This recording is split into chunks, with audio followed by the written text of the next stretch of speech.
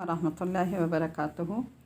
آج 10 مئی 16 رمضان بروز اتوار انشاءاللہ ہم اپنے 26ویں پارے کو سمجھنے کی کوشش کریں گے انشاءاللہ، اور اس پر عمل کی بھی کوشش کریں گے۔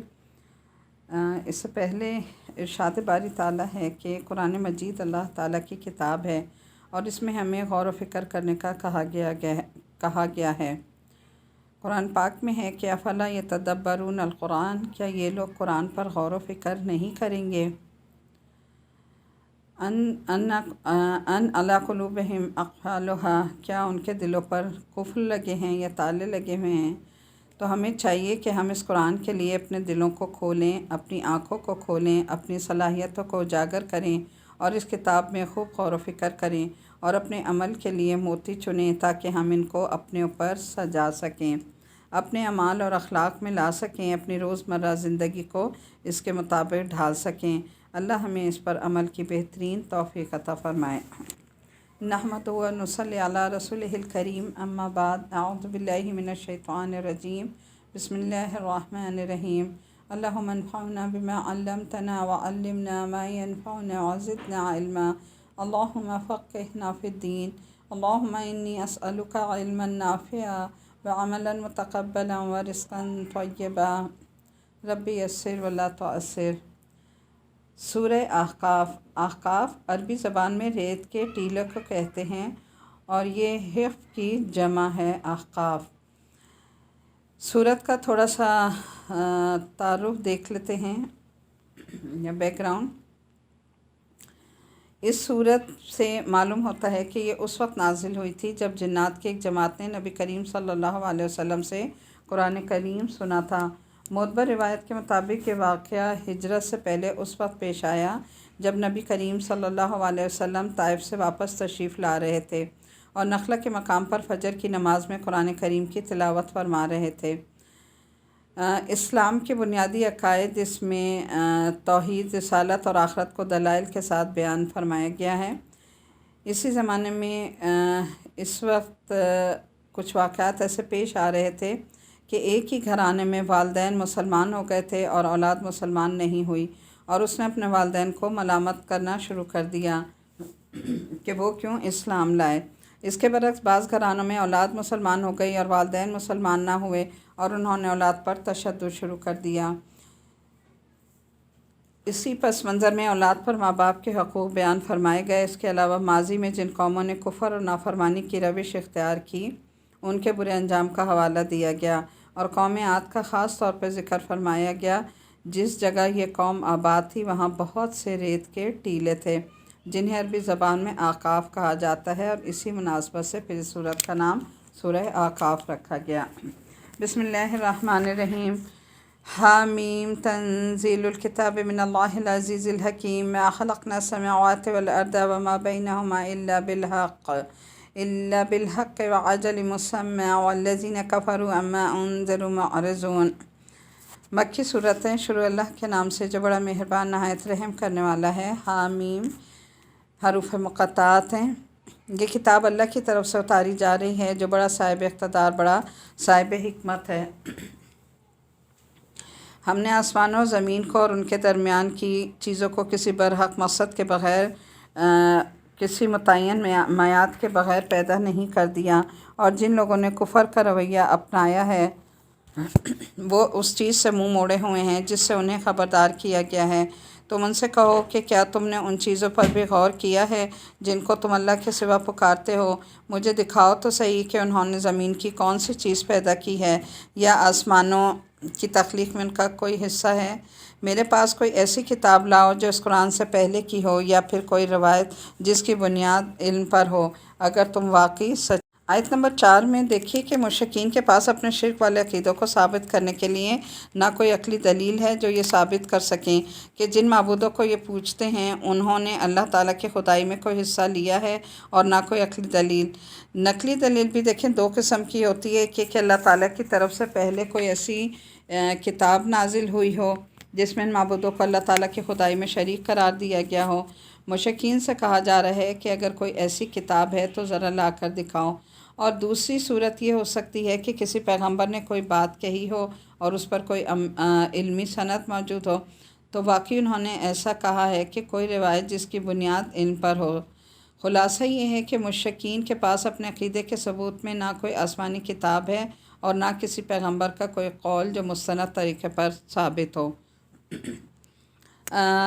آگے دیکھیں آیت نمبر 5 اور 6 دیکھیں۔ اس شخص سے بڑا گمراہ کون ہوگا جو اللہ کو چھوڑ کر ان من گھڑت دیوتاؤں کو پکارے جو قیامت کے دن تک اس کی پکار کا جواب نہیں دے سکتے اور جن کو ان کی پکار کی خبر تک نہیں ہے، اور جب لوگوں کو محشر میں جمع کیا جائے گا تو وہ ان کے دشمن بن جائیں گے اور ان کی عبادت ہی سے منکر ہوں گے۔ 6 میں دیکھیں کہ آیت نمبر 6 کی تفسیر ہے کہ جن جن کے مشرکین عبادت کرتے تھے آخرت میں سب ان مشرکین سے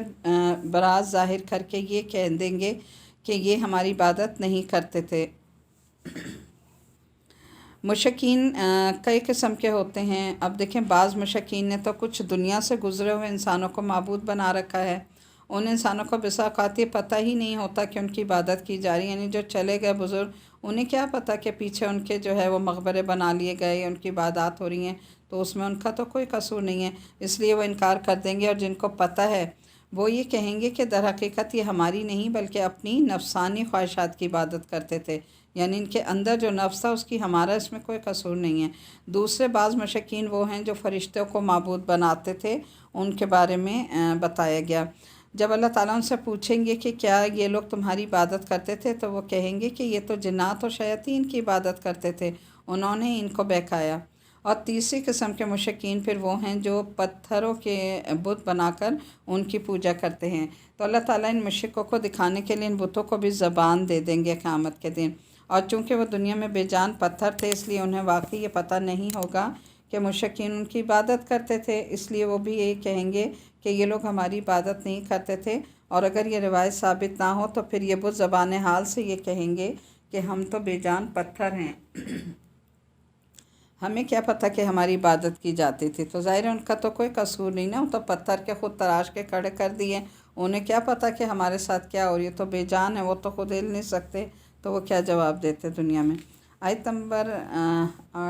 7 اور 8 دیکھ لیجئے۔ اور جب ان کے سامنے ہماری آیتیں اپنی پوری وضاحت کے ساتھ پڑھ کر سنائی جاتی ہیں تو یہ کافر لوگ حق بات کے ان تک پہنچ جانے کے بعد بھی اس کے بارے میں یوں کہہ دیتے ہیں کہ یہ تو کھلا ہوا جادو ہے۔ کیا ان کا کہنا یہ ہے کہ اسے پیغمبر نے اپنی طرف سے گھڑ لیا ہے؟ کہہ دو کہ اگر میں نے اسے اپنی طرف سے گھڑ لیا ہے تو تم مجھے اللہ کی پکڑ سے ذرا بھی نہیں بچا سکو گے۔ جو باتیں تم بناتے ہو وہ انہیں خوب جانتا ہے، میرے اور تمہارے درمیان گواہ بننے کے لیے وہ کافی ہے، اور وہی ہے جو بہت بخشنے والا اور بڑا مہربان ہے۔ کہو کہ میں پیغمبروں میں کوئی انوکھا پیغمبر نہیں، مجھے معلوم نہیں ہے کہ میرے ساتھ کیا کیا جائے گا اور نہ یہ معلوم ہے کہ تمہارے ساتھ کیا ہوگا۔ آیت نمبر 8 میں دیکھیے کہ اللہ تعالیٰ کی سنت یہ ہے کہ اگر کوئی شخص نبوت کا جھوٹا دعویٰ کر کے اللہ تعالیٰ کی طرف کوئی من گھڑت کلام منسوب کرتا ہے تو اللہ تعالیٰ اسے دنیا میں ہی رسوا کر دیتا ہے۔ اس لیے حضرت صلی اللہ علیہ وسلم کو یہ کہنے کے لیے فرمایا جا رہا ہے کہ اگر میں نے یہ کلام نعوذ باللہ خود گڑھا بھی تو اللہ تعالیٰ اس دنیا میں میری پکڑ کر لے گا اور مجھے کوئی بچا نہیں سکے گا۔ پھر آیت نمبر 9 میں دیکھیے کہ کوئی انوکھا آپ صلی اللہ علیہ وسلم فرمائے کہ میں کوئی انوکھا پیغمبر ہوں کہ مجھ سے پہلے دوسرے پیغمبر نہ آئے ہوں، اور نہ میں کوئی ایسا غیر معمولی دعویٰ کر رہا ہوں کہ میں عالم غیب ہوں، کیونکہ مجھے جو کچھ ملا ہے وہ وحی کے ذریعے ملا ہے، یہاں تک کہ وحی کے بغیر مجھے ذاتی طور پر بھی یہ معلوم نہیں ہو سکتا کہ دنیا اور آخرت میں میرے ساتھ یا تمہارے ساتھ کیا معاملہ ہونے والا ہے۔ یعنی غیب کا علم آپ صلی اللہ علیہ وسلم نہیں جانتے تھے، اللہ تعالیٰ ہی وحی کے ذریعے انہیں ہر بات متنبع کیا کرتا تھا۔ آیت نمبر 9 اور 10 دیکھیں۔ ان اتبع الا ما یوحی الی وما انا الا نذیر مبین، میں کسی اور چیز کی نہیں صرف اسی وحی کی پیروی کرتا ہوں جو مجھے بھیجی جاتی ہے، اور میں تو صرف ایک واضح انداز سے خبردار کرنے والا ہوں۔ کہو کہ ذرا مجھے یہ تو بتاؤ کہ اگر یہ قرآن اللہ کی طرف سے ہو اور تم نے اس کا انکار کر دیا ہو، اور بنو اسرائیل میں سے ایک گواہ نے اس جیسی بات کے حق میں گواہی بھی دے دی اور اس پر ایمان بھی لے آیا، اور تم اپنے گھمنڈ میں مبتلا رہے، تو یہ کتنے ظلم کی بات ہے۔ یقین جانو کہ اللہ ایسے لوگوں کو ہدایت تک نہیں پہنچاتا جو ظالم ہوں۔ اور جن لوگوں نے کفر اپنا لیا ہے وہ ایمان لانے والوں کے بارے میں یوں کہتے ہیں کہ اگر یہ ایمان لانا کوئی اچھی بات ہوتی تو یہ لوگ اس بارے میں ہم سے سبقت لے جاتے۔ نعوذ باللہ۔ अच्छा ये देखें आयत नंबर 10 में थोड़ा सा देख लीजिएगा कि ये एक पेशन गोई है जो की जा रही है कि बनु इसराइल में से कुछ यहूदी और ईसाई लोग कुरान करीम पर ईमान लाने वाले हैं, जैसा कि बाद में यहूदियों में से हज़रत अब्दुल्ला बिन सलाम रज़ी अल्लाह ताला अन्हु और ईसाइयों में से हज़रत अदी बिन हातिम और नजाशी रज़ी अल्लाह ताला अन्हा ईमान लाए, और उन्होंने गवाही दी कि इस जैसी किताब हज़रत मूसा अलैहिस्सलाम के ज़माने में भी नाजिल हुई थी और कुरान करीम बुनियादी अकायद में इसी किताब जैसा है। तो मक्का मुकर्रमा के जो बुत परस्तों से कहा जा रहा है कि जो लोग पहले से आसमानी किताब रखते थे वो तो ईमान लाने में तुमसे आगे निकल जाएं और तुम अपने घुमंड में बैठे रहो, तो ये कितने जुल्म की बात है। फिर आयत नंबर 11 में देखिए कि ये था तो काफिरों का घमंड कि हर किस्म की खूबियाँ हम में ही पाई जाती हैं और जो लोग ईमान लाए हैं वो हमसे कम हैसियत हैं। यानी वही शुरू से इनका एक ही क्राइटेरिया ना कि जो हर चीज़ को ये क्या समझते थे माली लिहाज से, कि जो माली लिहाज से पैसा दौलत वाला है, अमीर कबीर है, बस वो सब कुछ है, अल्लाह उससे राज़ी है और लोग भी उससे खुश और राज़ी हैं। तो उसी तरह बात कर रहे हैं कि ये तो ईमान वाले हमसे कम हैसियत वाले हैं, इसलिए अगर इस्लाम कोई अच्छी बात होती तो ये लोग हमसे सबकत ना ले जाते नाज़ुबिल्लाह। यानी ईमान को ब्लेम कर रहे हैं कि ईमान कोई अच्छी बात नहीं है, अगर ये ईमान लाए हैं तो ये तो बहुत निचले दर्जे के कम हैसियत लोग हैं, इसलिए ये लोग ईमान लाए, हमारे नज़दीक इसकी कोई हैसियत नहीं है। आगे देखें आयत नंबर 11 to 14 देखें, और जब इन काफिरों ने इससे ख़ुद हिदायत हासिल नहीं की तो वो यही कहेंगे कि ये वही पुराने ज़माने का झूठ है और इससे पहले मूसा की किताब रहनमा और रहमत बनकर आ चुकी है, और ये कुरान वो किताब है जो अरबी ज़बान में होते हुए उसको सच्चा बता रही है ताकि इन ज़ालिमों को ख़बरदार करे और नेक काम करने वालों के लिए खुशखबरी बन जाए। यकीनन जिन लोगों ने ये कह दिया है कि हमारा परवरदिगार अल्लाह है, फिर वो इस पर साबित कदम रहे तो उन पर ना कोई खौफ तारी होगा और ना वो गमगीन होंगे, वो जन्नत वाले लोग हैं जो हमेशा उसी में रहेंगे। उलाइका अस्हाबुल जन्नत खालिदीन फ़ीहा जज़ाअन बिमा कानू यअमलून, और ना वो गमगीन होंगे, वो जन्नत वाले लोग हैं जो हमेशा उसमें रहेंगे, ये उन अमाल का बदला होगा जो वो किया करते हैं। आयत नंबर 12 का ज़रा सा देख लीजिएगा कि अरबी ज़बान में होने का ख़ास तौर पर ज़िक्र करने में ये बात है कि आसमानी किताब अरबी ज़बान में नहीं आई और हज़रत सल्लल्लाहु अलैहि वसल्लम अरबी के सिवा किसी और ज़बान से वाकिफ़ नहीं हैं। इसके बावजूद वह अरबी ज़बान में उन पिछली किताबों की बातें बता रहे हैं जिनका इल्म हासिल होने का आपके पास वही के सिवा कोई और ज़रिया नहीं। ये इस बात की दलील है कि आप पर वही नाजिल होती है। आयत नंबर 13 में देखिए कि साबित कदम रहने में ये बात भी दाखिल है कि मरते दम तक इस ईमान पर कायम रहे और ये भी कि उसके तकाज़ों के मुताबिक ज़िंदगी गुजारे। तो देखें यहाँ हमारे लिए भी क्या इसमें असूल है, ये सबक है कि ईमान सिर्फ़ ज़बान से लाना ईमान नहीं है कि हम कलमा पढ़ लें और हम मुसलमान हो गए, बल्कि क्या है कि इसका अमली सबूत हमें देना है कि हमारा अमल जो है वो हमारी ज़िंदगी इसके मुताबिक हो जाए, ईमान के मुताबिक, और हमारा हर अमल जो है ला इलाहा इल्लल्लाह मुहम्मदुर रसूलुल्लाह के मुताबिक हो जाए कि अल्लाह के सिवा कोई इबादत के लायक नहीं है और वो अकेला है और उसकी वहदानियत का हम इकरार करने और मोहम्मद सल्लल्लाहु अलैहि वसल्लम उसके रसूल हैं आखिरी। आगे देखिए आयत नंबर ये 15 है, यहाँ से शुरू से ही देख लेते हैं हम इसको। ववस्सैनल इंसान बिवालिदिही एहसाना हमलतहु उम्मुहु कुरहन ववज़अतहु कुरहा वहमलुहु वफ़िसालुहु थलाथून शहरा हत्ता इज़ा बलग़ अशुद्धहु वबलग़ 40 सनतन क़ाल रब्बि औज़ि'नी अन अश्कुरा निअमतक अल्लती अनअमत अलय्या व अला वालिदैया व अन अअमला सालिहन तर्ज़ाहु व अस्लिह ली फ़ी ज़ुर्रिय्यती इन्नी तुब्तु इलैका व इन्नी मिनल मुस्लिमीन। और हमने इंसान को अपने वालिदैन से अच्छा बर्ताव करने का हुक्म दिया। उसकी माँ ने बड़ी मशक्क़त से उसे पेट में उठाए रखा और बड़ी मशक्क़त से उसको जना और उसको उठाए रखने और उसके दूध छुड़ाने की मुद्दत 30 महीने होती है, यहाँ तक कि जब वो अपनी पूरी तवानाई को पहुँच गया और 40 साल की उम्र तक पहुँचा तो वो कहता है कि या रब मुझे तौफ़ीक़ दीजिए कि मैं आपकी इस नेमत का शुक्र अदा करूं जो आपने मुझे और मेरे माँ बाप को अता फ़रमाई, और ऐसे नेक अमल करूं जिनसे आप राज़ी हो जाएं, और मेरे लिए मेरी औलाद को भी सलाहियत दे दीजिए। मैं आपके हुज़ूर तौबा करता हूं और मैं फर्माबरदारों में शामिल हूं। अब एक तो ये जो है आयत नंबर 15 यहाँ से जो है رب اوزینی نشکرہ، اس دعا کو ہائی لائٹ کر لیجیے گا، اور 40 سال کے بعد تو لازمی اس دعا کو ضرور پڑھنا چاہیے، دعا مانگنی چاہیے اللہ تعالیٰ سے، اولاد کی فرما برداری کے لیے بھی ہے، اور اللہ تعالیٰ جو ہے ہمیں بھی نیک عمل کرنے کی توفیق دیتا ہے، اور ایسے عمل جس سے اللہ راضی ہو جائے۔ تو اس دعا کو اپنی زندگی کا معمول بنا لیجیے گا، انشاءاللہ یہ دعا ضرور پڑھا کریں۔ جب تک زبانی یاد نہیں ہوتی تو اپنے پاس لکھ کے رکھ لیجیے گا اور اسے یاد کر لیں پھر۔ اچھا، اب اس میں دیکھیں کہ ہوا یہ تھا کہ آیت نمبر 15 میں کہ بعض مرتبہ کچھ لوگ مسلمان ہو جاتے اور ان کے والدین ایمان نہیں لاتے تھے، ایسے میں ان کے سامنے یہ سوال آتا تھا کہ ان کافر والدین کے ساتھ کیا سلوک کریں۔ تو اس آیت نے یہ تعلیم دی کہ والدین کا انسان پر بہت بڑا احسان ہے، اس لیے جہاں تک ان کے ساتھ عام برتاؤ کا تعلق ہے اس میں اچھا سلوک ہی کرنا چاہیے، لیکن نہ عقیدے میں ان کا ساتھ دیا جائے اور نہ کسی گناہ کے کام میں ان کی بات مانی جائے۔ اور لیکن ان کا جو رتبہ ہے وہ ظاہر بتایا کہ اس میں کوئی کمی نہیں ہوگی، یعنی 3 درجے ماں کے اور 1 درجہ جو ہے 4تھا درجہ پھر باپ کا ادب احترام ضروری ہے۔ اور ماں کے 3 درجے کیوں زیادہ رکھے؟ کیونکہ ظاہر ہے وہ بچے کا جو بوجھ ہے 9 مہینے اس کو لے کر پھرتی رہتی ہے، پھر اس کے بعد وہ تکلیف اٹھاتی ہے، اور جو برتھ ہوتی ہے بچے کی وہ کتنی شدید تکلیف ہوتی ہے، یہ تکلیف صرف ماں ہی اٹھاتی ہے، باپ نہیں اٹھاتا۔ پھر اس کے بعد 2 سال وہ دودھ پلاتی ہے، تو 2 سال دودھ اور 6 مہینے یعنی 30 مہینے 2.5 سال تک کی وہ مدت جو ہے بچے کے ساتھ تکلیف اور اذیت کی اٹھاتی ہے۔ تو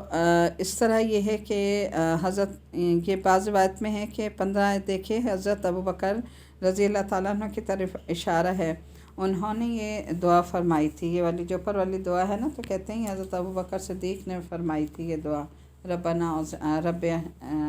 رب اوزینی ان اشکر نعمتک۔ آگے دیکھ لیجیے گا، آیت نمبر ہماری ہے 20 to 22۔ اور اس دن کو یاد رکھو جب ان کافروں کو آگ کے سامنے پیش کیا جائے گا اور کہا جائے گا کہ تم نے اپنے حصے کی اچھی چیزیں اپنی دنیوی زندگی میں ختم کر ڈالی اور ان سے خوب مزے لے لیا، لہٰذا آج تمہیں بدلے میں ذلت کی سزا ملے گی، کیونکہ تم زمین میں ناحق تکبر کیا کرتے تھے، اور کیوں تم نافرمانی کے عادی تھے۔ اور قوم عاد کے بارے میں، اچھا یہ آیت نمبر 20 کی تھوڑی دیکھ لیجیے گا، یعنی اگر تم نے دنیا میں کچھ اچھے کام کیے بھی تھے کافروں نے، ٹھیک ہے، جو ہاں ہم بہت کافروں سے امپریس ہوتے ہیں نا کہ بڑے اچھے کام کرتے ہیں اور بڑا جو ہے سوشل ورک کر رہے ہیں اور بڑا لوگوں کی انسانیت اور یہ وہ سارے کام،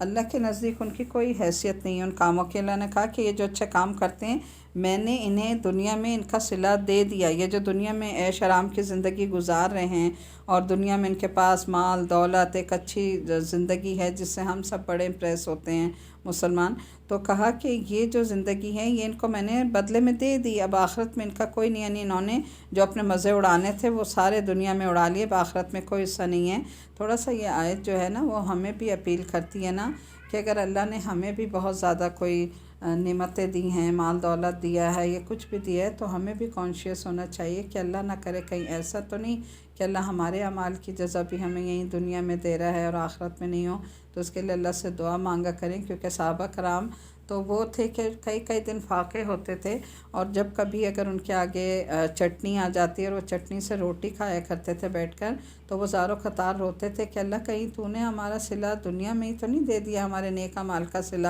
یہ ان کا حال تھا۔ اور آج ہم دیکھیں کہ ہمارے پاس کتنی نعمتیں ہیں، کتنا کھانے پینا، چٹنی تو بہت دور کی بات ہے، ہمارے فریج فریزر کھانوں سے نعمتوں سے بھرے ہوئے ہیں، اس کے باوجود ہم ناشکریاں کرتے ہیں۔ تو کبھی کبھی ہم بھی یہ سوچیں کہ کہیں ایسا تو نہیں کہ اللہ جو ہم تھوڑے بہت جو نیک کام کر رہے ہیں یا نمازیں جو عبادت کی ہیں اللہ نے ہمیں اس کا صلہ دنیا میں دے دیا، تو یہ بہت سوچنے کی بات ہے، اس پہ فکر کریں اور اللہ سے دعا مانگیں کہ اللہ ہمیں اس دنیا میں بھی ہمارے نیک اعمال کا صلہ دے اور اصل صلہ ہمیں آخرت میں عطا فرمانا۔ آیت نمبر 21 دیکھیں، اور قوم عاد کے بھائی حضرت ہود علیہ السلام کا تذکرہ کرو جب انہوں نے اپنے قوم کو خمدار ٹیلوں کی سرزمین میں خبردار کیا تھا، اور ایسے خبردار کرنے والے ان سے پہلے بھی گزر چکے ہیں، اور ان کے بعد بھی کہ اللہ کے سوا کسی کی عبادت نہ کرو، مجھے تم پر ایک زبردست دن کے عذاب کا اندیشہ ہے۔ انہوں نے کہا کیا تم ہمارے پاس اسی لیے آئے ہو کہ ہمارے خداؤں سے ہمیں برگشتہ کرو؟ اچھا اگر تم سچے ہو تو لے آؤ ہم پر وہ عذاب جس کی تم دھمکی دے رہے ہو۔ قرآن کریم میں جو اصل لفظ ہے نا یہ احقاف ہے، یہ حف کی جمع ہے جو لمبے مگر خمدار ریت کے ٹیلوں کو کہتے ہیں۔ جس جگہ یہ قوم عاد جو ہے وہ آباد تھی وہاں اسی قسم کے ٹیلے کثرت سے پائے جاتے تھے، اور بعض حضرات نے یہ کہا کہ اس سرزمین کا نام ہی آقاف تھا اور یہ یمن کے علاقے میں واقع تھی۔ آج یہاں کوئی آبادی نہیں ہے۔ قوم عاد کی طرف حضرت ہود علیہ السلام کو بھیجا گیا تھا۔ آگے دیکھیں آیت نمبر 23 سے لے کے 25 تک دیکھیں۔ انہوں نے فرمایا ٹھیک ٹھیک تو اللہ کے پاس ہے کہ وہ عذاب کب آئے گا۔ مجھے جو پیغام دے کر بھیجا گیا ہے میں تو تمہیں وہی پیغام پہنچا رہا ہوں، البتہ میں یہ ضرور دیکھ رہا ہوں کہ تم ایسے لوگ ہو جو نادانی کی باتیں کر رہے ہو۔ پھر کیا ہوا کہ جب انہوں نے اس عذاب کو ایک بادل کی شکل میں آتا دیکھا جو ان کی وادیوں کا رخ کر رہا تھا تو انہوں نے کہا یہ بادل ایک آندھی ہے جس میں دردناک عذاب ہے جو اپنے پروردگار کے حکم سے ہر چیز کو تہس نہس کر ڈالے گی۔ غرض ان کی یہ حالت ہو گئی کہ ان کے گھروں کے سوا کچھ نظر نہیں آتا تھا۔ ایسے مجرم لوگوں کو ہم ایسی ہی سزا دیتے ہیں۔ اور اے عرب کے لوگوں، ہم نے ان لوگوں کو ان باتوں کی طاقت دی تھی جس کی طاقت تمہیں نہیں دی تھی، اور ہم نے ان کو کان، آنکھ اور دل سب کچھ دے رکھے تھے۔ آگے دیکھیں آیت نمبر 26 سے 29 تک دیکھیں۔ لیکن نہ ان کے کان اور نہ ان کی آنکھیں ان کے کچھ کام آئیں اور نہ ان کے دل، کیونکہ وہ اللہ کی آیتوں کا انکار کرتے تھے اور جس چیز کا وہ مذاق اڑایا کرتے تھے اسی نے انہیں گھیر لیا۔ اور ہم نے ان بستیوں کو بھی ہلاک کر دیا جو تمہارے ارد گرد واقع تھیں، جبکہ ہم طرح طرح کی نشانیاں ان کے سامنے لا چکے تھے تاکہ وہ باز آ جائیں۔ پھر انہوں نے اللہ کے تقرب حاصل کرنے کے لیے جن چیزوں کو اللہ کے سوا معبود بنا رکھا تھا انہوں نے ان کی کیوں مدد نہ کی، اس کے بجائے وہ سب ان کے لیے بے نشان ہو گئے۔ یہ تو ان کا سراسر جھوٹ تھا اور بہتان تھا جو انہوں نے تراش رکھا تھا۔ اور اے پیغمبر صلی اللہ علیہ وسلم، وَإِذْ صَرَفْنَا إِلَيْكَ نَفَرًا مِنَ الْجِنِّ يَسْتَمِعُونَ الْقُرْآنَ فَلَمَّا حَضَرَهُ قَالُوا أَنصِتُوا فَلَمَّا قُضِيَ وَلَّوْا إِلَىٰ قَوْمِهِمْ مُنذِرِينَ۔ اور اے پیغمبر یاد کرو جب ہم نے جنات میں سے ایک گروہ کو تمہاری طرف متوجہ کیا کہ وہ قرآن سنیں، چنانچہ جب وہ وہاں پہنچے تو انہوں نے ایک دوسرے سے کہا کہ خاموش ہو جاؤ۔ پھر جب وہ پڑھا جا چکا تو اپنے قوم کے پاس انہیں خبردار کرنے کے لیے وہاں پہنچے۔ اچھا اب یہ دیکھیں اس میں یہاں پر ہمیں بھی ایک اہم اصول دیا جا رہا ہے۔ یہ جنات نے کہا تھا ایک دوسرے کو، اس کی تھوڑی ڈیٹیل ابھی ہم دیکھتے ہیں۔ ہمارے لیے بھی اصول کیا ہے کہ جب جس جگہ قرآن پڑھا جائے وہاں حکم کیا ہے کہ خاموشی اختیار کرو اور غور سے سنو۔ تو اگر ہم چاہتے ہیں کہ قرآن ہماری سمجھ میں آئے، ہمارے دلوں میں، ہمارے عمل میں اترے تو انتہائی خاموشی سے اس کو سننا چاہیے، اور جو لوگ بھی وہاں بیٹھے ہیں ان کو بھی یہی حکم دیا جاتا ہے کہ خاموشی سے سنیں۔ جتنا ہم خاموشی سے سنیں گے اتنا ہی قرآن ہمارے اندر ایبزارب ہوگا۔ آیت نمبر 27 میں ہے کہ اس سے مراد قوم سمود اور قوم لوط علیہ السلام کی بستیاں ہیں جو شام جاتے ہوئے اہل عرب کے راستے میں پڑتی تھیں۔ آیت نمبر 29 میں ہے کہ نبی کریم صلی اللہ علیہ وسلم کو اللہ تعالیٰ نے انسانوں کے علاوہ جنات کے لیے بھی پیغمبر بنایا تھا، یعنی آپ جنات کے بھی پیغمبر تھے۔ چنانچہ یہ واقعہ اس آیت میں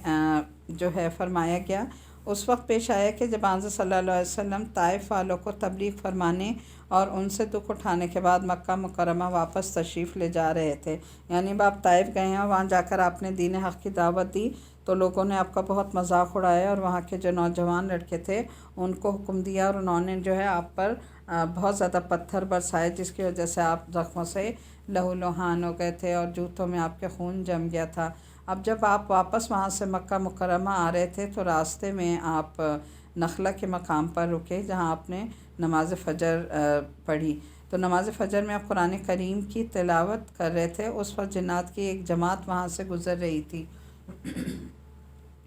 اس نے جب یہ کلام سنا تو وہ اسے سننے کے لیے رک گئے اور توجہ سے سننے کے لیے ایک دوسرے کو خاموش رہنے کی تلقین کرنے لگے۔ ٹھیک ہے، انہوں نے کیا کہا تھا کہ دیکھو یہاں قرآن جو ہے وہ پڑھا جا رہا ہے، قرآن جو ہے ایک مطلب نیا ایک وہ ہے، ہمیں سمجھ نہیں آ رہی کیا، لیکن ہم سے غور سے سنتے ہیں۔ تو انہوں نے ایک دوسرے کو پھر جو ہے اشارہ کیا کہ خاموشی سے بیٹھ کر اور غور سے سنو۔ اب ہوا یہ کہ اس نے یہ کلام سنا تو وہ اسے سننے کے لیے رک گئے اور توجہ سے سننے کے لیے ایک دوسرے کو خاموش رہنے کی تلقین کرنے لگے۔ قرآن کریم کا پراثر کلام اور فجر کے بعد سرور کائنات صلی اللہ علیہ وسلم کی زبانی اس نے ان جنات پر ایسا اثر کیا، یعنی تھوڑا سا امیج کریں نا کہ کیا منظر تھا کہ ایک تو فجر کا وقت تھا اور نبی کریم صلی اللہ علیہ وسلم قرآن کی تلاوت فرما رہے تھے، پراسر کلام تھا، تو آپ دیکھیں کہ جنوں کے دل پہ پھر کیسا اثر ہوا نا، کہ وہ اپنے قوم کے پاس بھی اسلام کے داعی بن کر پہنچے، اور پھر ان کے کئی وفود آنظر صلی اللہ علیہ وسلم کے پاس مختلف اوقات میں آئے۔ آپ نے ان کو تبلیغ اور تعلیم کا فریضہ انجام دیا۔ جن راتوں میں جنات سے آپ کی ملاقاتیں ہوئیں ان میں سے ایک کو لیلۃ الجن کہا جاتا ہے، یعنی ہر رات کو جس میں بھی آپ کی ملاقات ان سے ہوتی تھی نا، اس رات کو لیلۃ الجن کہا گیا۔ اور ان میں سے بعض راتوں میں حضرت عبداللہ بن مسعود رضی اللہ تعالیٰ عنہ بھی آپ کے ساتھ تھے۔ تو اس طرح بہت سے جنہوں نے آپ کے ہاتھ پر بیعت کی اور اسلام قبول کیا۔ آگے دیکھیں آیت نمبر 32 سے 35 تک دیکھیں۔ ایسے لوگ کھلی گمراہی میں مبتلا ہیں، کیا ان کو یہ سجھائی نہیں دیتا کہ وہ اللہ جس نے سارے آسمانوں اور زمین کو پیدا کیا اور ان کو پیدا کرنے سے اس کو ذرا بھی تھکن نہیں ہوئی، وہ یقیناً اس بات پر پوری طرح قادر ہے کہ مردوں کو زندہ کر دے، اور کیوں نہ ہو وہ بے شک ہر چیز کی پوری قدرت رکھنے والا ہے۔ اور جس دن کافروں کو آگ کے سامنے پیش کیا جائے گا، اس دن ان سے پوچھا جائے گا کہ کیا یہ دوزخ سچ نہیں ہے؟ وہ کہیں گے کہ ہاں، ہمارے رب کی قسم یہ واقعی سچ ہے۔ اللہ ارشاد فرمائے گا، پھر چکھو مزہ عذاب کا اس کفر کے بدلے میں جو تم نے اختیار کر رکھا تھا۔ غرض ہے پیغمبر صلی اللہ علیہ وسلم، فاصبر کما صبر اولو العزم من الرسل ولا تستعجل لهم كأنهم يوم يرون ما يوعدون لم يلبثوا إلا ساعة من النهار بلاغ فهل يهلك إلا القوم الفاسقون۔ اے پیغمبر صلی اللہ علیہ وسلم، تم اسی طرح صبر کیے جاؤ جیسے اولو العزم پیغمبروں نے صبر کیا، اور ان کے معاملے میں جلدی نہ کرو۔ جس دن یہ لوگ وہ چیز دیکھ لیں گے جس سے انہیں ڈرایا جا رہا ہے، اور اس دن انہیں یوں محسوس ہوگا جیسے وہ دنیا میں دن کی ایک گھڑی سے زیادہ نہیں رہے۔ یہ ہے وہ پیغام جو پہنچا دیا گیا، اب برباد تو وہی لوگ ہوں گے جو نافرمان ہیں۔ آیت نمبر 35 میں جو ہے وہ یہ کہ یعنی آخرت میں پہنچ کر جب وہ عذاب ان کے سامنے لایا جائے گا جس سے انہیں مسلسل آگاہ کیا جاتا رہا، تو اس کی شدت دیکھ کر انہیں دنیا کی ساری زندگی اتنی مختصر محسوس ہوگی کہ جیسے وہ صرف ایک دن کا کچھ حصہ وہاں رہے ہوں۔ آگے سورہ محمد شروع ہو رہی ہے، مدنی صورت ہے یہ۔ اس صورت میں بنیادی طور پر جہاد و قتال کے احکام بیان فرمائے گئے ہیں، اور جو لوگ اللہ تعالیٰ کے دین کا کلمہ بلند رکھنے کے لیے جہاد کرتے ہیں ان کی فضیلت بیان فرمائی گئی۔ مدینہ منورہ میں ایک بڑی تعداد اور منافقوں کی تھی جو زبان سے تو اسلام لے آئے تھے لیکن دل سے وہ کافر تھے۔ ایسے لوگوں کے سامنے جب جہاد اور لڑائی کی بات کی جاتی تو اپنی بزدلی اور دل کے کھوٹ کی وجہ سے لڑائی سے بچنے کے بہانے تلاش کرتے تھے۔ اس صورت میں ان کی مذمت کر کے ان کا برا انجام بتایا گیا، اور جنگ کے دوران جو قیدی گرفتار ہوں ان کے احکام بھی صورت میں بیان ہوئے۔ اس صورت کی دوسری ہی آیت میں نبی کریم صلی اللہ علیہ وسلم کا مبارک نام لیا گیا ہے، اس لیے اس کا نام سورہ محمد رکھا گیا۔ اور چونکہ اس میں جہاد یعنی قتال کے احکامات بیان ہوئے ہیں اس لیے اس کو سورہ قتال بھی کہا جاتا ہے، اس لیے سورہ محمد کا دوسرا نام سورہ قتال بھی ہے۔ بسم اللہ الرحمن الرحیم۔ الذین کفروا وصدوا عن سبیل اللہ اضل اعمالهم الذین آمنوا وعملوا الصالحات وآمنوا بما نزل علی محمد وهو الحق من ربهم کفر عنهم سیئاتهم واصلح بالهم۔ شروع اللہ کے نام سے جو بڑا مہربان نہایت رحم کرنے والا ہے۔ جن لوگوں نے کفر اختیار کر لیا ہے اور دوسروں کو اللہ کے راستے سے روکا ہے، اللہ نے ان کے اعمال اکارت کر دیے، اور جو لوگ ایمان لے آئے ہیں اور انہوں نے نیک عمل کیے ہیں اور ہر اس بات کو دل سے مانا جو محمد صلی اللہ علیہ وسلم پر نازل کی گئی ہے، اور وہی حق ہے جو ان کے پروردگار کی طرف سے آیا ہے۔ اللہ نے ان کی برائیوں کو معاف کر دیا اور ان کی حالت سنوار دی، یہ اس لیے کہ جن لوگوں نے کفر اختیار کیا وہ باطل کے پیچھے چلے ہیں، اور جو لوگ ایمان لائے ہیں وہ اس حق کے پیچھے چلے ہیں جو ان کے پروردگار کی طرف سے آیا ہے۔ اسی طرح اللہ لوگوں کو بتا رہا ہے کہ ان کے حالات کیا ہیں۔ کافر لوگ جو کوئی اچھے کام دنیا میں کرتے ہیں جیسے غریبوں کی مدد کر دی اور کچھ ایسے جو ہے چیریٹی کے کام کر دیے، تو ان کا بدلہ اللہ تعالیٰ انہیں دنیا میں ہی دے دیتے ہیں، لیکن آخرت میں ثواب حاصل کرنے کے لیے ایمان شرط ہے۔ یعنی اگر ہم چاہتے ہیں کہ ہمارے نیک اعمال آخرت میں بھی قبول ہوں تو ظاہر ہے شرط کیا ہے کہ ایمان اور عمل صالح۔ تو عمل صالح تو وہ کرتے ہیں لیکن ایمان نہیں ہے، اس لیے وہ شرط ختم ہو گئی، لہٰذا وہ سب کچھ ان کا کنڈیم ہو جائے گا، اس لیے آخرت کے لحاظ سے وہ اعمال جو ہے ان کے اکارت چلے جائیں گے، یعنی دنیا کا صلہ اللہ نے انہیں دنیا خوشنما بنا کر دے دیا۔ آگے دیکھیں آیت نمبر 4 سے 6 تک۔ اور جب ان لوگوں سے تمہارا مقابلہ ہو جنہوں نے کفر اختیار کر رکھا ہے تو گردنیں مارو، یہاں تک کہ جب تم ان کی طاقت کو چل چکو تو مضبوطی سے گرفتار کر لو، پھر چاہے احسان کر کے چھوڑ دو یا فدیہ لے کر، یہاں تک کہ جنگ اپنے ہتھیار پھینک کر ختم ہو جائے۔ تمہیں تو یہی حکم ہے، اور اگر اللہ چاہتا تو خود ان سے انتقام لے لیتا، لیکن تمہیں یہ حکم اس لیے دیا ہے تاکہ تمہارا ایک دوسرے کے ذریعے امتحان لیا جائے، اور جو لوگ اللہ کے راستے میں قتل ہوئے اللہ ان کے اعمال کو ہرگز اکارت نہیں کرے گا۔ والذین قتلوا فی سبیل اللہ فلن یضل اعمالہم، وہ انہیں منزل تک پہنچا دے گا، سیہدیہم ویصلح بالہم، اور ان کی حالت سنوار دے گا، ویدخلہم الجنہ عرفہا لہم، ان کی حالت سنوار دے گا، انہیں جنت میں داخل کرے گا جس کی انہیں خوب پہچان کروا دی گئی ہوگی۔ اب یہاں پر دیکھیں سارا یہ جہاد کے بارے میں ہی بتایا گیا ہے، اور اس میں یہ ہے کہ جو جنگی قیدی بن کر آ جائیں ان کے ساتھ پھر کیا مختلف شرائط رکھی گئیں کہ اگر وہ تمہارے پاس جنگ میں قیدی بن کر آ جاتے ہیں تو یا تو یہ ہے کہ تم انہیں فدیہ لے کر چھوڑ دو، لیکن فدیہ لے کر بھی اس صورت میں تم چھوڑو، یعنی پیچھے جو سورہ انفال میں آیا تھا کہ انہوں نے فدیہ لے کر چھوڑ دیا تھا تو اللہ نے انہیں ناپسند کیا تھا اس بات کو، اس لیے کہ کہا کہ کفار کے جب تک جو ہے وہ اچھی طرح انہیں کچل نہ دو، ان کے زور نہ ٹوٹ جائیں، اس وقت تک انہیں واپس نہ کرو۔ تو اس میں یہی ہے کہ وہ خود دیکھیں جو بھی حکومت ہے کہ اگر وہ کفار جو ہیں ان کا جو وہ ہے جو طاقت ہے اگر وہ ختم ہو گئی ہے تو انہیں فدیہ لے کر چھوڑا جا سکتا ہے، ادروائز انہیں فدیہ لے کے نہیں چھوڑا جائے گا۔ قیدیوں کے بدلے قیدیوں کی بھی جو ہے وہ تبادلہ ہو سکتا ہے، اور اس کے علاوہ ان سے جو ہے اگر یہ سمجھیں کہ ان میں صلاحیتیں ہیں اور وہ انہیں رکھنا چاہتے ہیں تو پھر ایسے قیدیوں کو وہ غلام بنا کر جو ہے رکھیں گے، اور غلام بنا کر پھر جو غلاموں کے جو بھی حقوق و فرائض ہیں وہ ان کو ادا کیے جائیں گے۔ اور ظاہر ہے کہ اصل زندگی جو ہے وہ آخرت کی زندگی ہے، اور اس میں آیت نمبر 6 میں یہ بھی ہے کہ اللہ تعالیٰ نے دنیا ہی میں اپنے پیغمبروں کے ذریعے مسلمانوں کو جنت کا تعارف کروا دیا۔ یہ جنت اسی تعارف کے مطابق ہے، دوسرا مطلب یہ کہ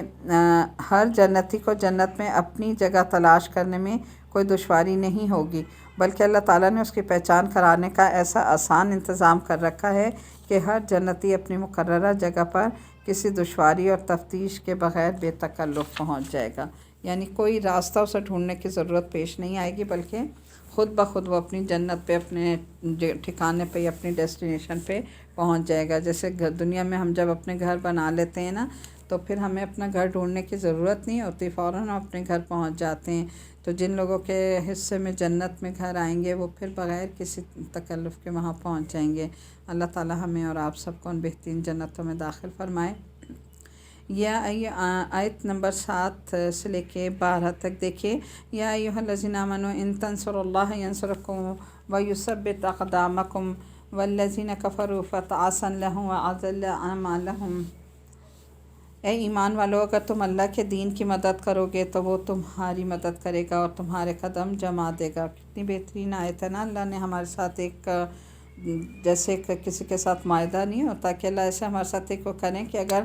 تم اللہ کے دین کی مدد کرو۔ اللہ کی مدد کرنا کیا ہے؟ اللہ کے دین کی مدد کرنا، اس کے دین کو فروغ دینا، اس کے دین کو پھیلانے کے لیے کوششیں کرنا، علم کے ذریعے، تلوار کے ذریعے، زبان کے ہاتھ سے جس طرح بھی ہو سکے جہاد کرنا۔ تو یہ ہے ایمان والوں کا کہ اللہ تعالیٰ کی وہ مدد کرنا، یعنی دین جو اللہ تعالیٰ چاہتا ہے کہ بہت دین ہمارا آگے سے آگے پھیلے، تو اللہ اس کے عوض کیا کرے گا؟ اگر تم یہ کرو گے تو پھر اللہ تمہاری مدد کرے گا، یعنی تمہارے ہر معاملے میں اللہ تمہاری مدد فرمائے گا اور تمہارے قدم جما دے گا۔ کس کے مقابلے میں؟ کافروں کے مقابلے میں۔ اور جن لوگوں نے کفر اپنا لیا ان کے لیے تباہی ہے، اور اللہ نے ان کے اعمال اکارت کر دیے ہیں، یہ اس لیے کہ انہوں نے اس بات کو ناپسند کیا جو اللہ نے نازل کی تھی، چنانچہ اللہ نے ان کے اعمال ضائع کر دیے۔ بھلا کیا ان لوگوں نے زمین میں چل پھر کر نہیں دیکھا کہ ان لوگوں کا انجام کیسا ہوا